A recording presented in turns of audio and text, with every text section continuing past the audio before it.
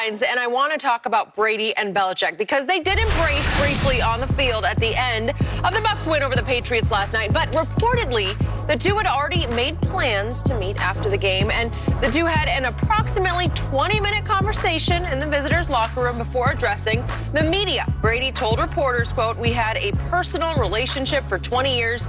We've had a lot of personal conversations that should remain that way." So, Shannon, what do you make of this?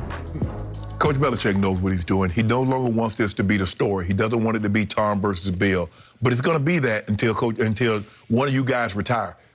That's what it's going to be, Skip, because you had such great success together and you split up. For whatever reason, okay, maybe Tom had better opportunities, but we know deep down inside, Coach Belichick wanted Tom Brady out of New England. So let's just say we're going to do hypothetical, Skip. We're going to do it nice. We're going to play nice. They decided to part ways mutually, amicably. And so now Coach Belichick doesn't want that to be, Coach Belichick doesn't want to be the bad guy that he ran. And so now he said, Skip, this is that relationship, you know what I'm saying? You break up with a person and you see them and they doing really, really good. Hey, how you doing? You look so good. I'm so happy for you. You seething. I ain't never seen you look so happy. I ain't never seen you feel so good. That's what's happened. Tom Brady went on, found him a new partner, and he seems happy. He seems healthy. He seems to enjoy himself more than he ever did when he was with you. And he's basically said that.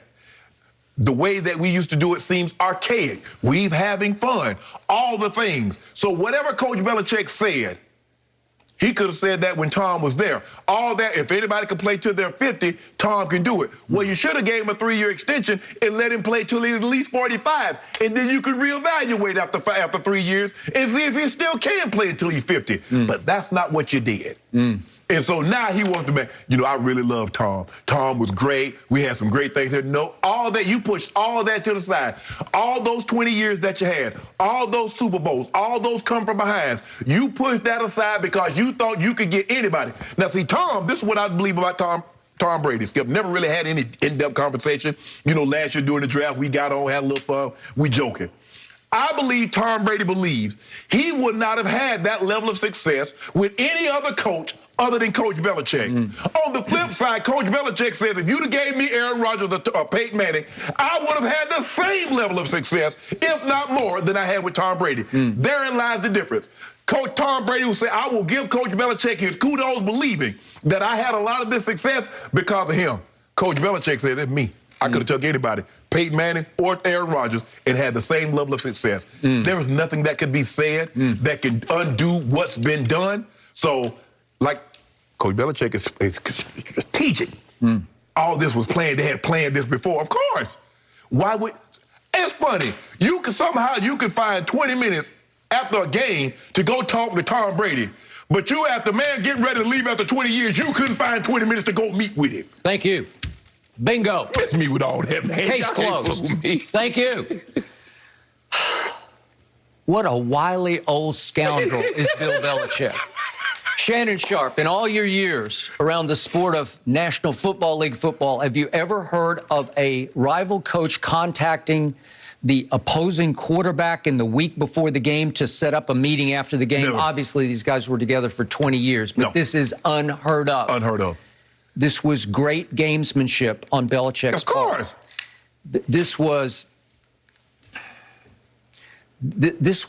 genius tactician. This is when you're strategizing at the highest, wiliest level, because you're thinking, how can I defuse the bomb that might be Psycho Tom, who wants to come, as you said, lay not half 100, but 100, right? Skip, but you lit the fuse. Why you trying to defuse something that you lit? Okay.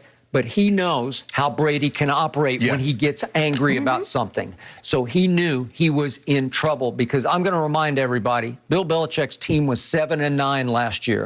It has now fallen to 1-3, and I think he knew in his heart of hearts they were going to lose that game. I think it got much closer last night than he envisioned. I think he took a moral victory from that game because it stayed close to the bitter end. So at least he didn't get embarrassed or humiliated or annihilated, which is what he feared. I think he prayed for the rain. Because he knows now that the weather, Skip, now it levels the playing field. Okay. And he also wanted to defuse the new media narrative that was exploding all around him, thanks to the Seth Wickersham book. He was coming off as the bad guy. Even Shannon Sharp came completely around last week, not that you weren't slowly but surely coming around, and saying, that's on Bill, man. Bill was the bad guy here. Bill just pushed him out the back door. He wanted to stay and finish in New England, and Bill said, no, I'm going to do it my way because I need to prove to everyone I was the reason, not him. So I deserve the right. I need to start over and fresh. I'm going to draft my Tom Brady, my next Brady, and here we go. You see what you just said? He said, I could draft. Mike McCarthy has no say on who's on the roster, who comes or who goes. If you're in New England in the last 20 years, you're there because Coach Belichick wanted you there. If you're gone because he no longer wanted you there. Tom Brady is gone for one simple reason. Coach Bill Belichick, the greatest head coach in NFL history, decided he could win without Tom Brady. That's it in a nutshell, Skip. We can get all cute and say, you know, but Tom gave you 20 years and he's earned the right and all that, and I get it all. But Tom Brady isn't there because Coach Belichick no longer wanted him there. And so Belichick also needed to try to diffuse the narrative that is starting to damage his legacy because I think people are starting to look sideways. So this was as crafty a move since Spygate to me is to somehow get a message to Brady, hey, Tom, let's meet after the game. And Brady's emotions were already just scattered all over everywhere. He was just trying to focus, and he couldn't focus. He let his father do an interview before the Rams game. He let his trainer do an interview with the Boston media before the Rams game. And I told you, that is so un-Brady. And here he goes again. He's trying to get through the week and stay focused. Wait a second. Daddy, as in Bill, wants to see me? He wants to see me after the game when I never even played golf with him except when we got forced to be paired at Pebble Beach. Let me get this right. Somehow he got a message to Brady that he would like to talk to him after the game. But he couldn't get a message to Brady. Brady, let's do lunch. Not ever. Tom, Tom. This is ironically all Tom ever wanted. So now he has to process the emotions of what's that all about? And as he's trying to lock in and focus for the game, even when he gets to the visitors' locker room, you don't think it was in the back of his mind? Bill wants to see me after the game. For what? What are we going to do? What are we going to talk about? What do you want to talk about, Skip? Well, it's just a distraction for Brady. I think it's a brilliant distraction by Belichick for Tom. Skip, there is no sense in you meeting an ex if she's already married. She's already tied to knot. She moved on from you. He's moved on from you, Bill. The water is completely under the bridge. It's over. It's over.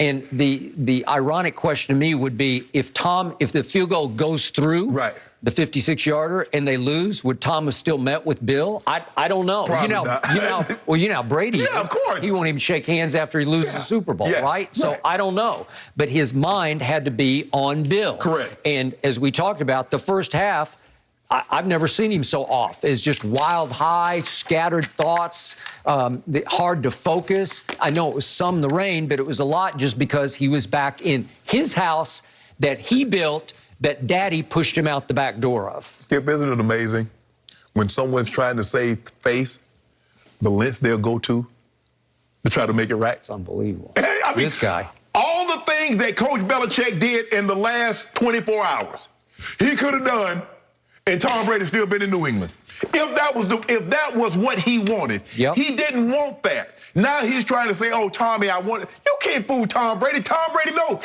He was there when you tried to push him out the door. Remember, he went upstairs to Mr. Kraft to put the kibosh on the Jimmy G thing. So you trying to tell him, oh, Tommy, I'm so happy for you. You're doing a great job. I knew you would do. Oh, you knew that? So you knew I could win another Super Bowl. You knew I could still play at the elite level. Yet you still wanted me. If you knew it so much, why didn't you do it? Just like I keep using relationship because I think quarterback and a head coach is the closest thing you get to a relationship because you spend so much time. We spend time around the guys, Skip, but the head coach and the quarterback spend more time together than any other positions. So you like to think so all the things that you're telling me now, why didn't you tell me then? If you thought I could do this, why didn't you keep me? Why didn't you put a ring on it? Okay, and why did Belichick think he could get away with this? Because he knows that Tommy was taught by his real father that you do what the coach says. That's old school. He's always been a good soldier type where, okay, that's just the way he is, and he tells guys in the locker room for years he was the buffer.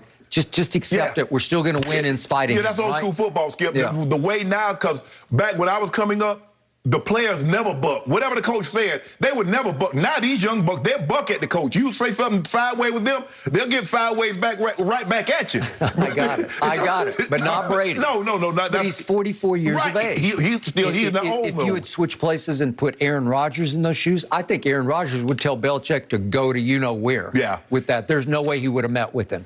And yet, it was reported they met for 23 minutes. That's a long time because the media is awaiting Brady's post-game interview. Correct. He obviously did one on the field quickly with NBC. Yes. But this is going to be a big media session. You got the gathered. It was the most requests they've ever had for media. Skip, how can you carve out 23 minutes in a late game? So what time the game is? 11:30, almost 12 o'clock? It was long, man. Yeah. I thought the first quarter was never going to end. So you can carve out 23 minutes, but you couldn't carve out 10 minutes to tell Brady goodbye.